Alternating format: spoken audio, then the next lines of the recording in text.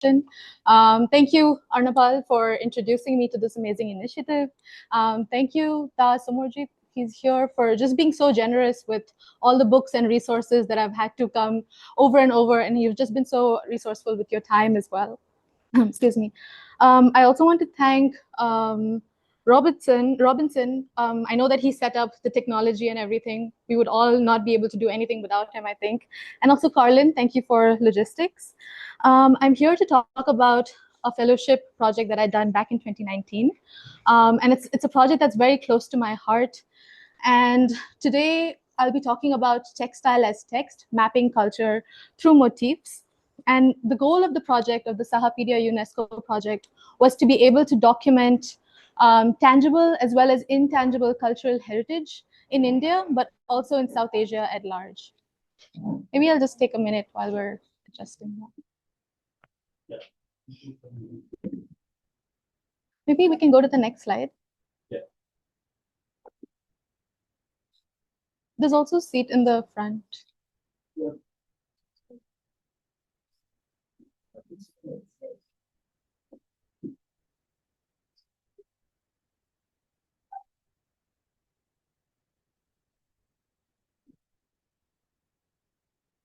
And excuse me, while we wait for the adjustment, I would like to again inform that the whole session will be on live. So it would be nice if we can, yes, adjust with the sound and the commotions here. Thank you so much.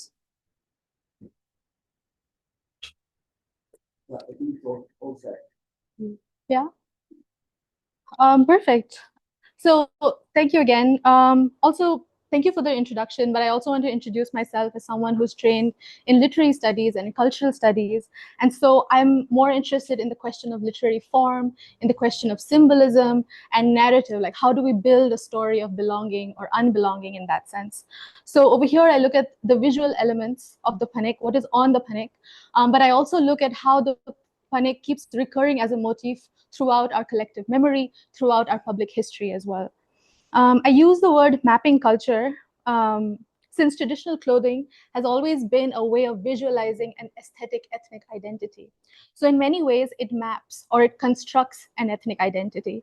It codifies or it aestheticizes what a community might find sacred, what it might find in its local religion, what it might find in its local region as well.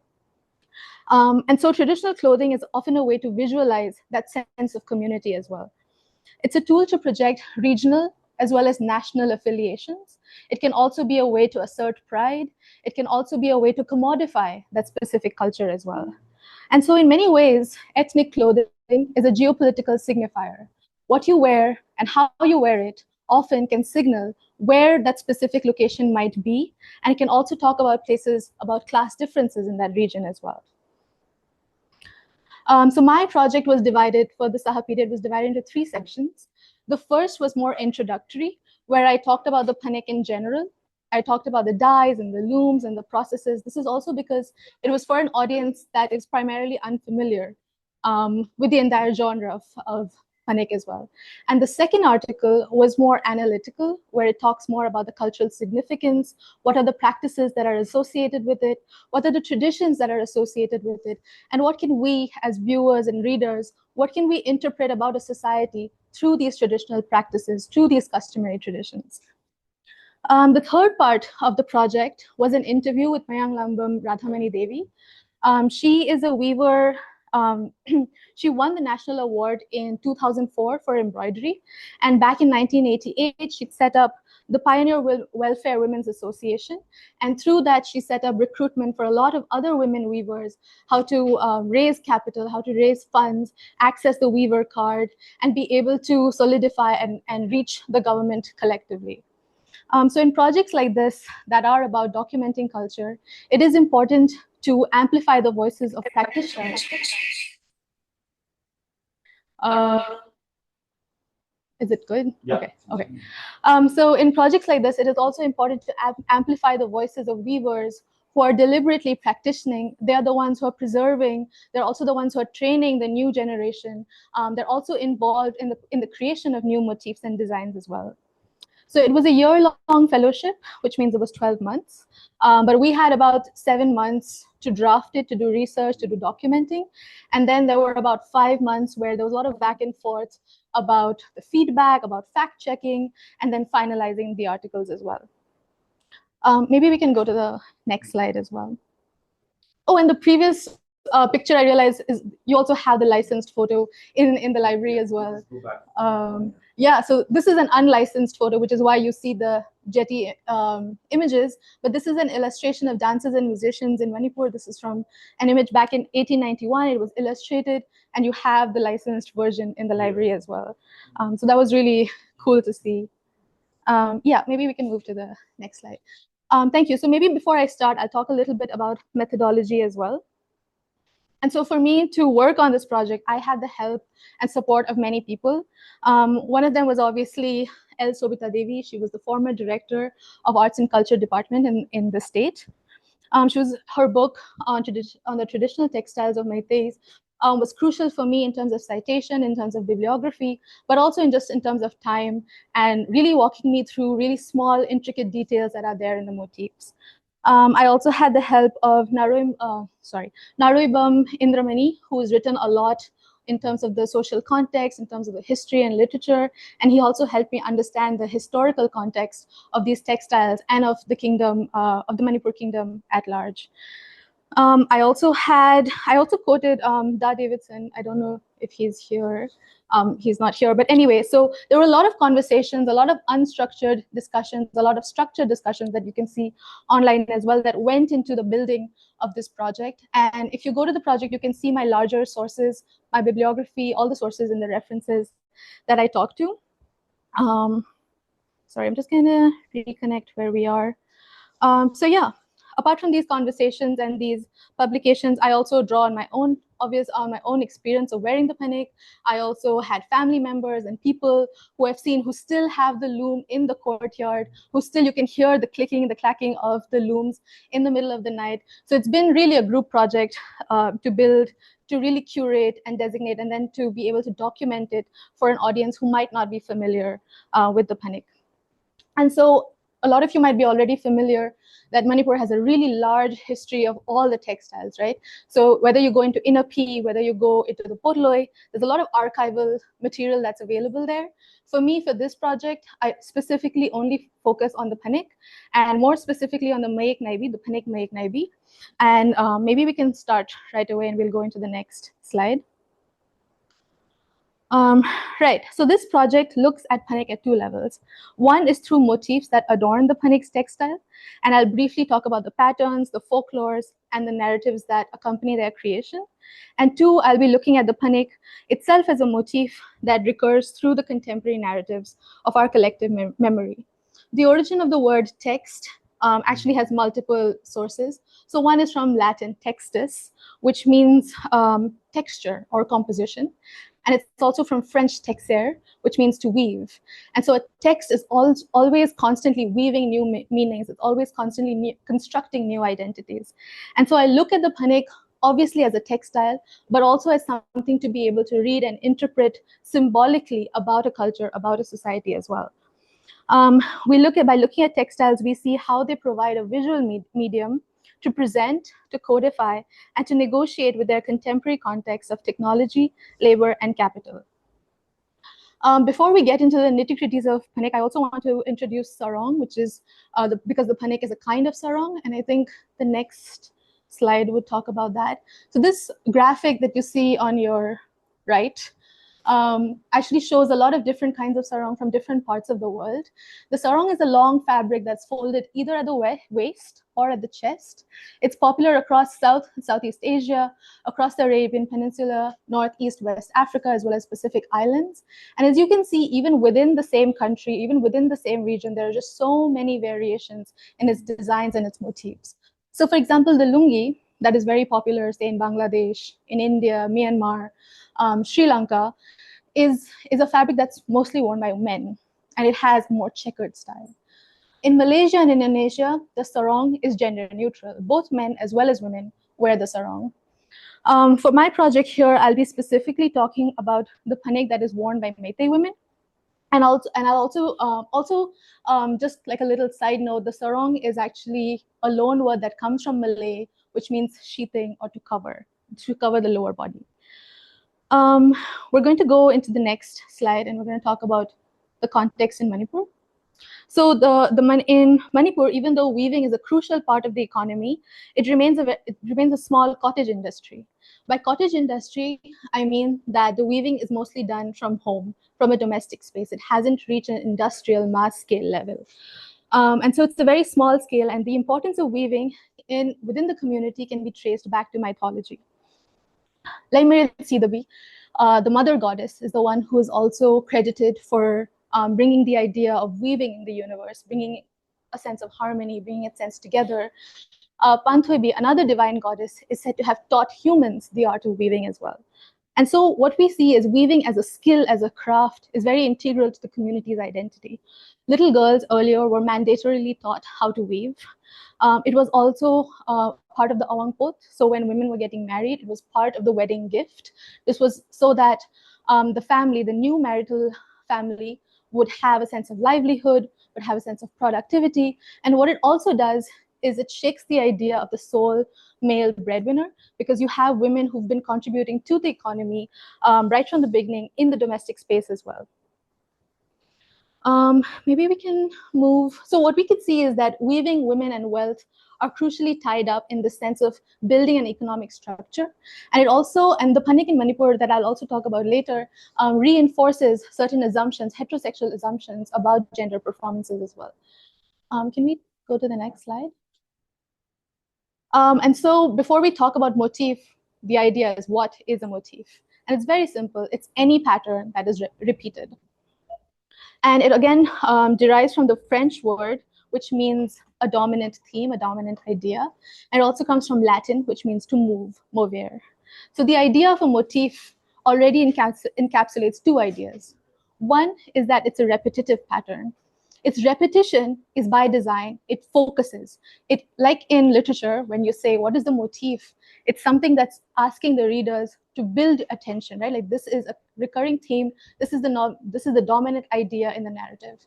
Likewise, in textiles, in fabrics, when you have motifs, it's pulling your attention to a certain dominant symbol that keeps recurring. And number two, each recurrence or each recurring repetitive pattern might actually be different, in the sense that it keeps building new context. It adapts to its new situation. It changes over time as well. So even if it is repeating, the context of it keeps changing with time. A cultural motif, therefore, weaves in the story of what a community might feel in terms of the story of its origins, or its stories of what is sacred, and what are the values that it holds dear to itself. In Maitelun, Mayek is both design. So you say Mayek Naibi, for instance. You also say Koi Mayek, so it's a pattern. But Mayek is also script, right? And it's very interesting when we think about linguistic identity. There's all this conversation about building a certain linguistic script in order to formulate a linguistic identity. But motifs are also crucial to building that visual aesthetic of a distinct visual identity of an ethnicity as well.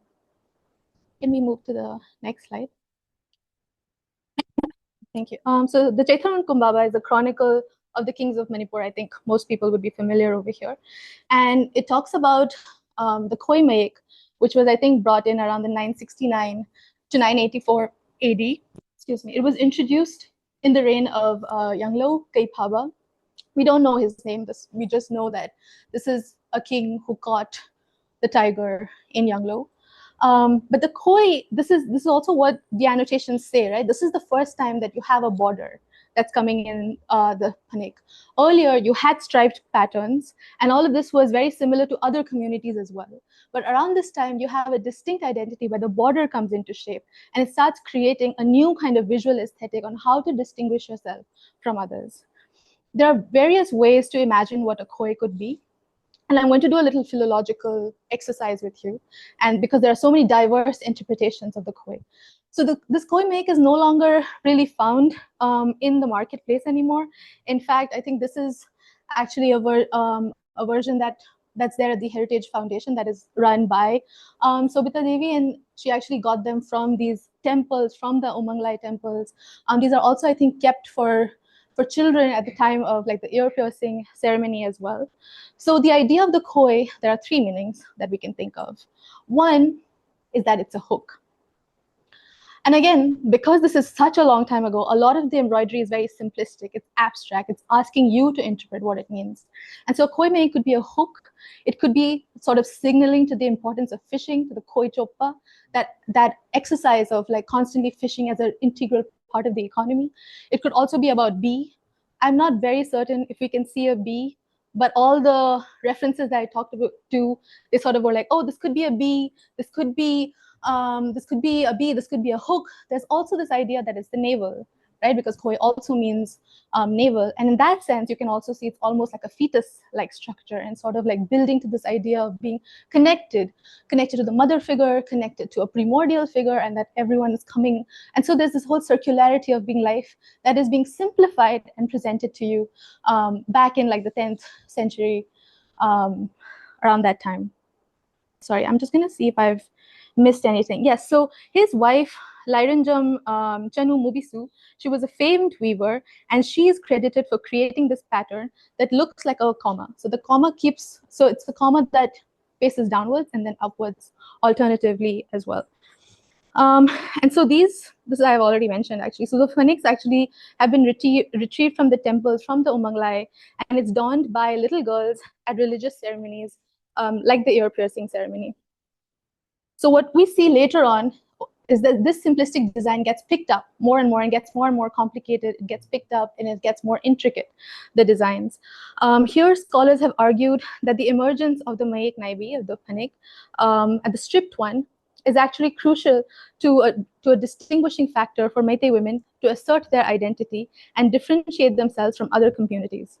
The bordered phanek, therefore, became crucial to consolidating and creating a distinct new form. At this point in the 11th century, there was no unified Meitei identity. As a lot of you might know, there were already several groups, clans. There was the Moirang, there was the Kumang, there were many. But later on, I think this is around the mid-16th century, around the 1550s, yes, that we see that there's a larger dominant group of the Meitei, of the Mangang, and that visual aesthetic becomes a larger conversation of everyone together. The Meitei clan, as you will see, traces its descent from Pakhangba, which is a serpent god.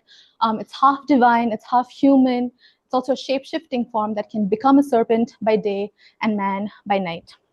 And this serpentine position is later on what gets really galvanized as symbology for the ethnic identity.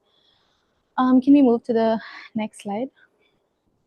So in her book about the traditional textiles of the Meitei, Sobhita Devi notes that the striped pattern of the Mayek Naibi represents the striped pattern of the Lindu snake. The Lindu snake is the Russell's viper, which is the figure on top. Earlier, the phanek was much more loose. It didn't have such a structured, heavy figure. It was also not necessarily bordered. But what we see is the viper has these really large circular ring-like patterns, very bold, it kind of jumps at you, and they're all connected in a ring-like structure. And so the conversation is maybe the Mayek Naibi figure sort of embodies this idea. So the stripe phanek becomes the spiraling of the serpent. And what you see on the motif, these circular large rings, are again symbolizing the large circular rings that are on the Russell's viper as well. The Russell's viper is a poisonous snake. It's very common in Manipur, but also in South Asia. And it's there on the state website also as one of, I think, 7 or 8 snakes that are very common in Manipur. So what also happens is what was earlier a free-flowing skirt becomes more tubular, becomes structural, becomes more heavy. And it also becomes cylindrical because the body of the viper, the body of the serpent also is cylindrical. It's not necessarily loose-flowing.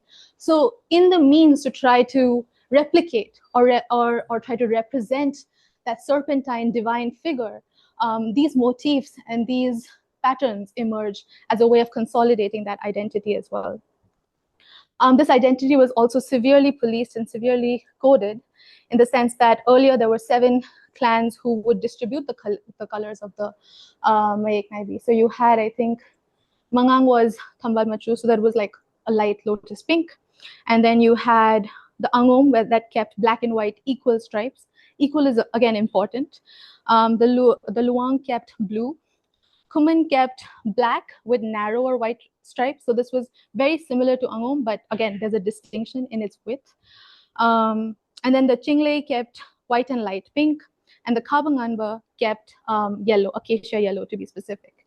These significations about specific colors that are reserved for specific pattern for specific clans no longer hold true, and that actually shows how the power relations between the communities, between the clans have changed, and in some ways have become more relaxed or more democratic in that sense. Maybe we can go to the next slide. So the hijab is also another popular motif that we see constantly recurring and keeps getting redesigned and reincorporated in new ways. So the hijab is said to have been introduced by Konraba, the chief carpenter to the royal family. He belonged to the Hijam family of the Luang clan. Now, the Luang clan is also said to have introduced boats and boating to Manipur, and hijab because it's coming from he, so the boat. So the story goes that he was chopping wood, chopping the timber, in order to make the canoe, in order to make the boat. And he looks at the cross section of the timber and he comes up with this design. So if you look at the cross section of wood, it's concentric circles, but it's not necessarily concentric, right? It's a little warped, it's a little different shape. And so you see that little different shape that's coming from the cross section of the timber. And then you see on the top and the bottom pattern something that looks like a W, which also resembles some, which is the alphabet, not alphabet, I guess the symbol that you had in the Meitei as well. So earlier, I think we were just talking about this as well, that the hijab was it was sort of popularized as this is part of the lukra phanek, right? So you would have black and white stripes, and then you would have the hijab, and it was kept for the mourning women, for widows. But what you're also seeing is that this was a specific pattern that was built for a specific clan that sort of upheld their community and how they were invested in the idea of fishing and boating. And then you keep seeing the hijab keeps coming into new patterns. In fact, this is actually a phanek that I saw in Imakethil. It doesn't have stripes anymore, as you can see. It's without stripes. And so what we're also seeing is that old motifs keep getting reincorporated into new forms. Maybe we can move to the next slide. Sorry, is that good? Okay. Yeah, so this is another, probably the most popular motif at the moment. It's also what I'm wearing. I think it's also what I see a lot of people wear all the time. But this is relatively recent. It's relatively recent in the way that you can see that it still holds a large circular rings. It's still holding all of those patterns that we know that are there in the Mayek Naibi, but it comes up with its new ideas that continue that mythology. And so bear with me because this one has many, many different elements. So between the two circular rings, you're interrupted by the tenga, which is the bow, right? And then within the circular rings, right at the heart of it, there's a little circle which resembles a pot, which is supposed to signify, let me see the B, again, the mother goddess, the goddess of creation, of home and harmony, and bringing, and really protecting the household. Around that, you have 4 seeds. 2 of them are bigger, 2 of them are smaller. The bigger seeds are the cucumber seeds, apple, and the smaller ones are the apple seeds. Often seeds have symbolized the sign of new hope, of productivity, of new beginning. And then around this is very interesting again, because the diamond have 2 interpretations. One I have seen is that the diamond shape is the lotus. And it's the lotus in full bloom, speaking again of how the lotus holds like this very dominant symbology in the landscape of Manipur. And the surrounding little curls that you have are the thapna, the curled leaves that you also eat, that's also available right around the lotus. What I've also read is the diamond is actually protecting the home, and it's the protection from the 4 corners. So you have Marjing, you have Tangjing, Kobru, and Wangbrin. So you're getting, and so that home or the idea of the household being protected by divine forces from all 4 sides. So the Koya Koibi in that sense is not only reserved to the phanek, it's also something that's worn in the potloi for for weddings. It's also worn for the one pakpurit, which is again for the blouse, I think, for aristocratic women. So these motifs actually are very ambiguous, right? Like they move from different textiles. They are often even shared sometimes within different communities as well. So the Khoya Koibi in that sense has been probably one of the most popular, one of the most recreative symbology that continues the same idea that we've seen earlier of motifs that have shown the idea of fertility, of productivity, of home, of domesticity. And really all of these qualities that we associate with a traditional feminine figure.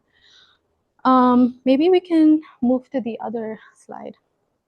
Right. I have moved way beyond. Right, so I talked earlier about how there were earlier customs about colors being reserved for specific clans and how these things have changed. And at the same time, I think it would be important to at least remember what were the social conventions, what were the behaviors that governed these patterns, these textiles. So the photo on your right, my left, the title is Types of Manipuris. It's not too clear, but I'll read it out. It says types of Manipuris, and it's from that time of the military expedition to Manipur on the eastern frontier of India. And we have at least 1, 2, 3, 4, 5, 6, at least 6 women in this illustration. And what you see is all of them are wearing phanek in different manners. So the one on the left, she has the striped pattern, but without any border and no blouse. The woman right at the end seems to not be wearing a striped phanek, but she also seems to have the sort of makeshift apparatus that we make for carrying a child at the back.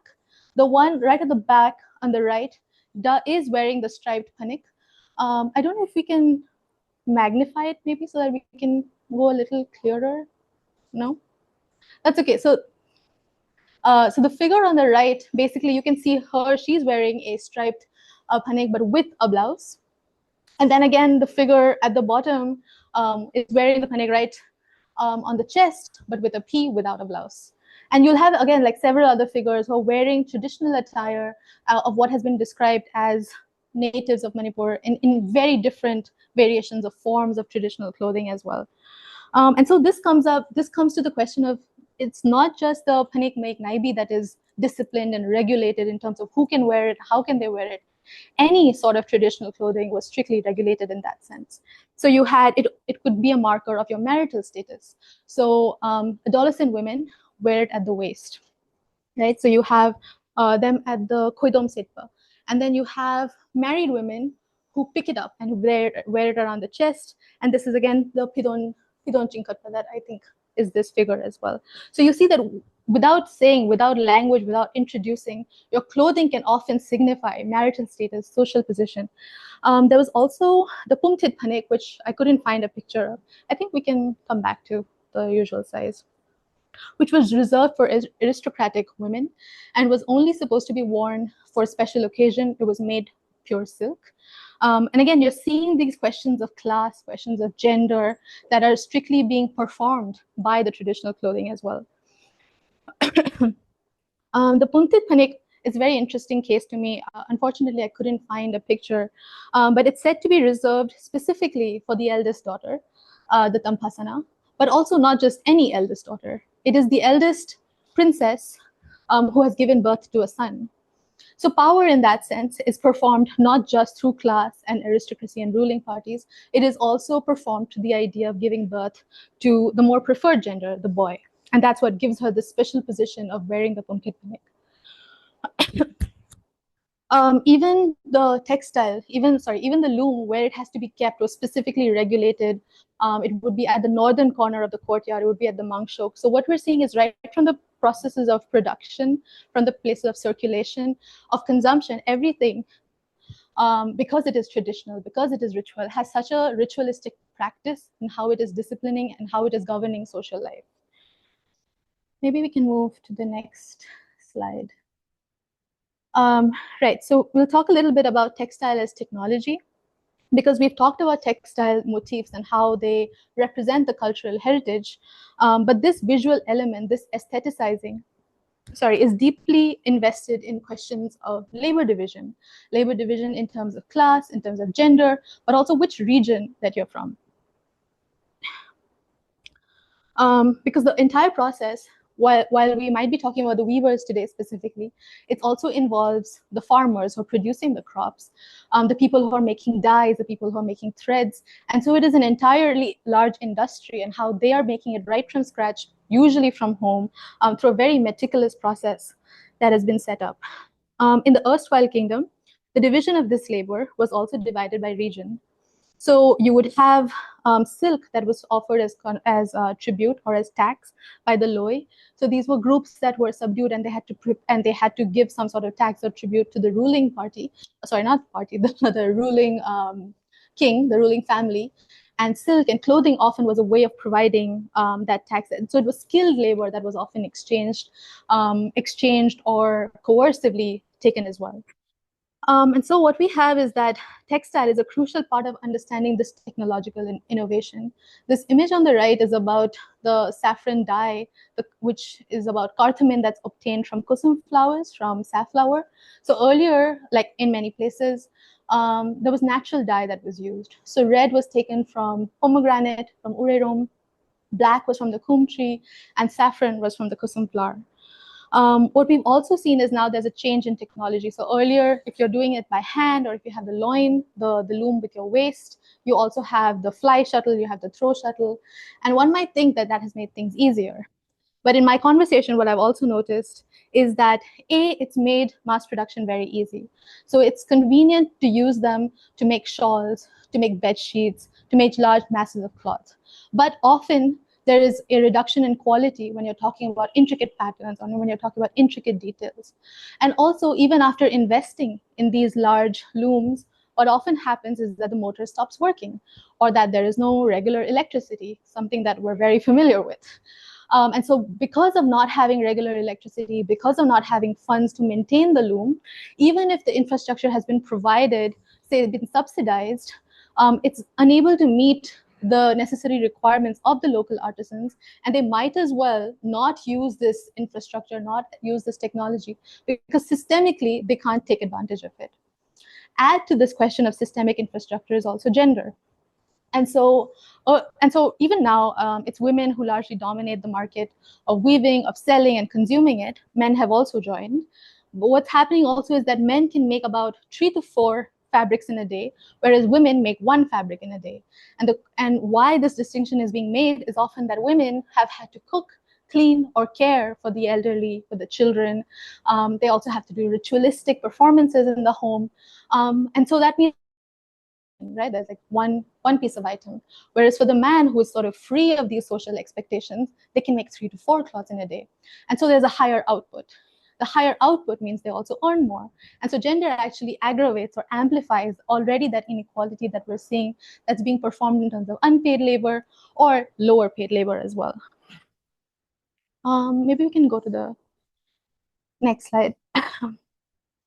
So we'll now come to the last section of this talk, which is where I talk about the phanek as a motif in social conventions of the region.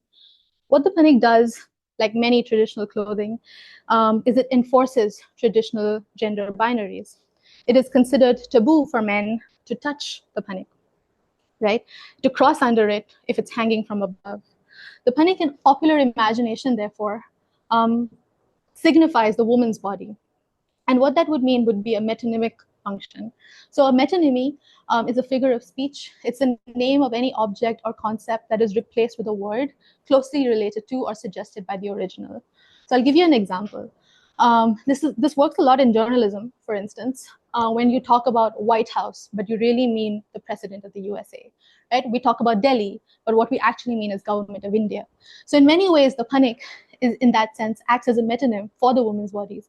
How it's being governed or regulated can often tell you about how women's bodies are also being governed as well. So the metonymy, sorry, I've already done this. Right, we can go to the next slide. So the practice of considering the phanek as a woman's body introduces two interesting aspects. One is that it's a sacred phanek. And the sacredness is what allows it to discipline and to enforce hierarchies. It symbolizes the conventional virtues of femininity, which are hinged on ideas of compassion, of nurturing, that is both life-giving as well as life-affirming. A telling example from history is the case of the Sugnu Queen. So earlier in the so when it was a kingdom, the judicial system, there was judicial system for each different province for the Pana, right? And the Pacha court was a court specifically for women, dealing with women's issues. And it was the queen who would preside over this. Sugnu is a place in Kakching where the king would actually send convicts for execution. So if you face the death sentence, you go there. Except that when you go there, if the Sugnu queen chooses, she can convert your death sentence into a life sentence. And how does she do that? She puts the phanek on you.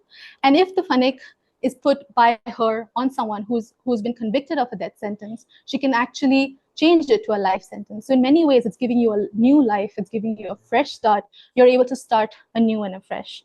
So in many ways, the phanek symbolizes all of those qualities that we associate with fertility, with a new beginning, and what we talk about domestic compassion as well.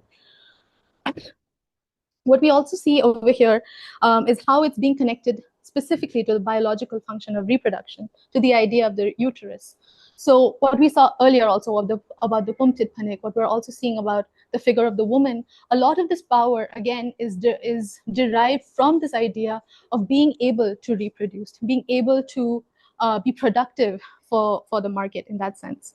The Phanek also provides a more moralizing gaze, like many traditional wear. So people, and you'll find this in any ethnic wear as well. So the woman who wears the ethnic wear is usually considered morally superior, more virtuous, as opposed to someone who's wearing Western wear is someone who might be more morally corrupt, more loose. So in some ways, you also see that being practiced over here. And so this is also the version of how that sacrality of the phanek can reinforce ideas of how gender should be performed, how gender binaries can be upheld or reinforced. Maybe we can go to the next slide. Right. So as much as we're talking about the sacred power, there's also a flip side that we see, right? There's a striking contrast in which that sacredness of the phanek is actually seen with suspicion. It's seen with distrust or with fear. So it was believed that one should not wash the phanek with other clothes, especially with men's clothes. Hanging the washed phanek in an open courtyard was also discouraged, since a man might walk under it or touch it. Such beliefs sort of implied that the phanek was ominous for women, for men. Touching it or being bashed by it sort of made them, feminized them in that sense, took away their masculinity in that. You also see this being extended to the military. So this is also an image, this is actually a very recent image from September 19, 2023. They didn't actually credit who the photographer was, but they've said it's from Associated Free Press. But basically, you see women hanging the phanek as a way of protesting, as a way of boycotting and not allowing, or actually boycotting and not allowing the state to enter specific neighborhoods. So you're seeing the phanek again being wielded as a way of protection. This wielding, though, relies on this idea that you don't want to be a woman, right? The military or the state is being seen as this oppressive patriarchal figure, but our protection, again, is being received in the way that no state policy or no military man would want to become feminine. So it's that unwanted womanliness that is what provides protection and provides you to subvert ways and boycott and resist in what would be called like a grassroots movement. What was also interesting to me was that you see similar parallels with Myanmar.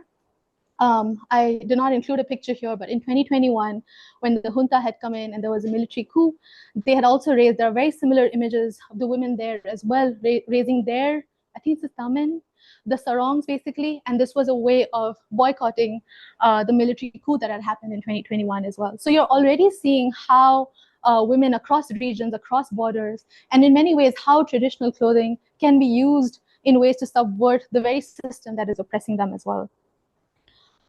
Maybe we can go to our last slide. This is my very last slide.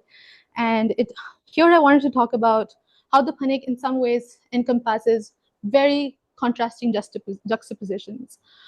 One is that it's both sacred and profane. It is empowering, but it's also disempowering.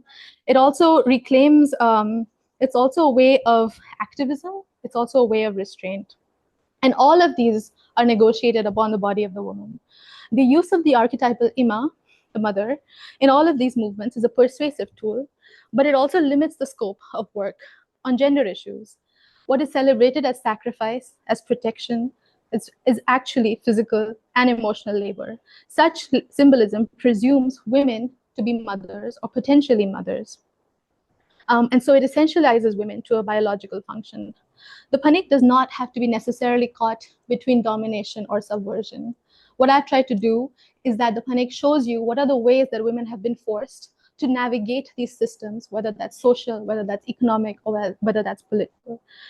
It's not a binary relationship between subversion and reinforcement of patriarchy, but it's also a way of seeing what are the ways of aligning with the stereotype, what are the ways that you lean in with the strategic essentialism in order to gain power as well. The phanek symbolism, therefore, is implicated in patriarchal ideas. It's already implicated in the idea of what a family should look like, what are the heteronormative patterns that can be replicated. So it already enforces that. And maybe a more critical appreciation of the phanek would allow us to move beyond these moralizing gaze and to be able to look at it as an aesthetic, as a moral, and as a codification of ways of asserting a certain kind of identity as well. I wanted to end with this picture that's by Tokjom Soni. It's via Instagram, because I think what you see is immediately you can grasp traditional motifs. You can immediately grasp this idea of friendship, but it also plays with those expectations. There's a change in the shape of, in the cuts, in the forms, and sort of plays with what could be traditional and what can be perceived or what can be expected for the future. So I'm going to stop here, but I'm very excited for the Q&A later. Thank you.